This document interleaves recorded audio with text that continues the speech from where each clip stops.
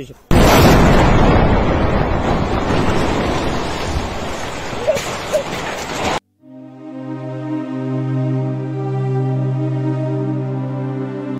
ঘুমন্ত অবস্থায় ইসরায়েলি বিমান হামলায় নিহত হয়েছেন গাজার এক পরিবারের 7 সদস্য। নিহতদের মধ্যে ছিলেন ফ্রিল্যান্স সাংবাদিক ওয়ালা আল জাবারি, তার স্বামী ও তাদের 5 সন্তান। স্থানীয় স্বাস্থ্য কর্মকর্তাদের মতে গত 24 ঘণ্টায় গাজা জুড়ে ইসরায়েলি হামলায় ও গুলিতে 100 জনের বেশি নিহত হয়েছেন। ঘটনার পর নিহতদের সাদা কাফনে মোড়ানো লাশগুলো পড়ে থাকতে দেখা গেছে ধ্বংসস্তূপের পাশে। ব্রিটিশ বার্তা সংস্থা রয়টার্স এ খবর জানিয়েছে। বোমাবর্ষণের আগের রাতে পরিবারটি কোনো খাবার না খেয়ে ঘুমাতে গিয়েছিল। ইসরায়েলি সামরিক বাহিনী এ হামলার বিষয়ে কোনো মন্তব্য করেনি, তবে তারা জানিয়েছে গত 24 ঘণ্টায় গাজায় 120টি লক্ষ্যবস্তুতে তারা হামলা চালিয়েছে। এর মধ্যে রয়েছে সন্ত্রাসী গোষ্ঠীর আস্তানা, সামরিক কাঠামো, সুড়ঙ্গ ও বিস্ফোরক স্থাপনাসমূহ।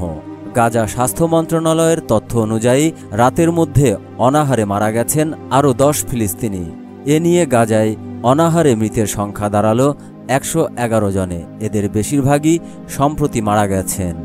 জাতিসংঘের বিশ্ব সংস্থা জানিয়েছে এবছরের শুরু থেকে এ পর্যন্ত অপুষ্টিতে মারা যাওয়া শিশুদের মধ্যে 5 বছরের নিচে 21 জন রয়েছে। ইসরায়েল মার্চের শুরু থেকে গাজার সব রকমের সরবরাহ বন্ধ করে দিয়ে মে মাসে সীমিত আকারে পুনরায় চালু করে।